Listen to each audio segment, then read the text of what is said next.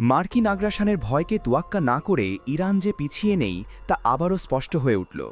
পাশে রয়েছে ঘনিষ্ঠ মিত্র রাশিয়া। ভ্লাদিমির পুতিনের সহায়তায় শত্রুদের চমকে দিলেন আয়াতুল্লাহ আলী খামেনাহি। যখন অনেক দেশ পশ্চিমা শক্তির ওপর নির্ভরতা বাড়াচ্ছে, তখন ইরান আস্থা রাখছে নিজেদের সক্ষমতার উপর। বিদেশি স্যাটেলাইট নির্ভরতা কমাতে মহাকাশে পাঠানো হয়েছে তাদের প্রথম বিশেষ সম্প্রচার উপগ্রহ জামজামিয়ান, যা আন্তর্জাতিকভাবে ইরান ডিভিএস নামে নিবন্ধিত। এর মাধ্যমে দেশটির টিভি ও রেডিও সম্প্রচার ব্যবস্থা আরও শক্তিশালী হওয়ার পথে। উপগ্রহটি উৎক্ষেপণ করা হয় বাইকানুর কসমোড্রোম থেকে। এটি বহন করে নিয়ে যায় রাশিয়ার প্রোটন এম রকেট, যার সঙ্গে একটি রুশ আবহাওয়া উপগ্রহও ছিল। Islamic Republic of Iran broadcasting বা IRIB এর মালিকানাধীন এই স্যাটেলাইটের মাধ্যমে ভবিষ্যতে ইন্টারঅ্যাক্টিভ টিভি ও রেডিও ব্যবস্থা চালুর পরিকল্পনা করছে প্রশাসন। ফলে দর্শক শ্রোতারা সরাসরি অংশ নিয়ে তাদের মতামত জানাতে পারবেন। তবে এটি সাধারণ মানুষের জন্য নয়, বিশেষ পেশাদার যন্ত্রে সিগন্যাল ধরা যাবে এবং মূলত সম্প্রচার স্টেশনগুলোর পারস্পরিক যোগাযোগেই ব্যবহার হবে। শেষ পর্যন্ত উপগ্রহটি 34 ডিগ্রি পূর্ব দ্রাঘিমায় স্থাপন করা হবে, যাতে ইরানের সম্প্রচার চাহিদা অনুযায়ী সর্বোত্তম কাভারেজ নিশ্চিত করা যায়।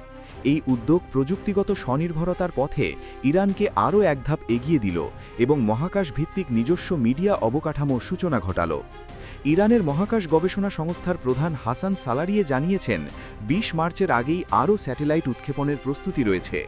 ইতোমধ্যে কাশেম সুলেমানি নামে একটি প্রকল্পও তৈরি হচ্ছে। তথ্য নিরাপত্তা জোরদারের পাশাপাশি নজরদারি খাতেও উল্লেখযোগ্য অগ্রগতি দেখিয়েছে তেহরান। শত্রুদের গতিবিধি পর্যবেক্ষণে উৎক্ষেপণ করা হয়েছে নূর-1, নূর-2, নূর-3, খাইয়াম, পার্সমান, সিনা-1, সোরায়া, পায়া, জাফর-2 এবং কাউসার 1.5 স্যাটেলাইট। তবে ইরানের ধারাবাহিক অগ্রগতিতে স্বস্তিতে নেই United States, Israel, United Kingdom, France ও জার্মানি।